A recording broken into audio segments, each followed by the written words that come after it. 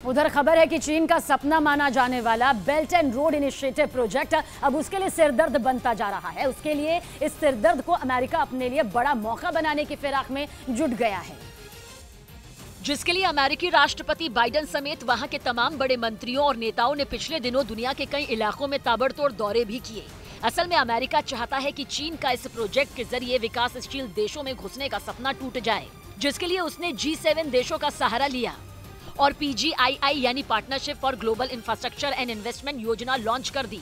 इस योजना को बिल्ड बैक बेटर वर्ल्ड या B3W भी कहा जा रहा है। खबर है कि अमेरिका ने इस योजना की तैयारी पिछले साल ही कर ली थी, लेकिन अब चीन को कमजोर पड़ता देख उसने इसे लॉन्च कर दिया। मतलब ये कि चीन को पटकनी देने के लिए अमेरिका दुनिया के अलग अलग कोनों में पैसा झोंकने के लिए तैयार है, और वो भी ऐसे वक्त में जब चीन का ड्रीम प्रोजेक्ट चुनौतियों से जूझ रहा है, क्योंकि फंड की कमी और राजनीतिक उठापटक की वजह से उसके कई प्रोजेक्ट अधर में लटकते दिख रहे हैं। साथ ही आरोप भी लगने लगे कि चीन ने belt and road initiative project की शुरुआत ही गरीब देशों के इंफ्रास्ट्रक्चर पर कब्जा करने के लिए की थी, क्योंकि उसके इस प्रोजेक्ट के झांसे में आए पाकिस्तान और श्रीलंका भारी कर्ज के जाल में फंसकर पाई के लिए मोहताज होकर उसकी मुट्ठी में बंद हो चुके हैं।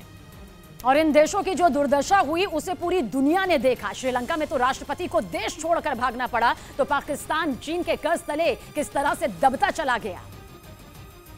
जिसके बाद दुनिया के ज्यादातर देशों का शी जिनपिंग से भरोसा उठने लगा और अमेरिका ने G7 देशों के साथ मिलकर partnership for global infrastructure and investment योजना लॉन्च करके उसके जख्मों पर नमक छिड़क दिया। इस योजना के तहत अमेरिका और G7 देश गरीब और विकासशील देशों में बुनियादी ढांचे की जरूरतों को पूरा करने के लिए निवेश करेंगे, जिसके लिए ये सभी देश 2027 तक $600 बिलियन यानी भारतीय रुपयों में करीब 46 लाख करोड़ रुपए का फंड इकट्ठा करेंगे, जिसमें $200 बिलियन यानी कि करीब 14 लाख करोड़ रुपए अमेरिका देगा।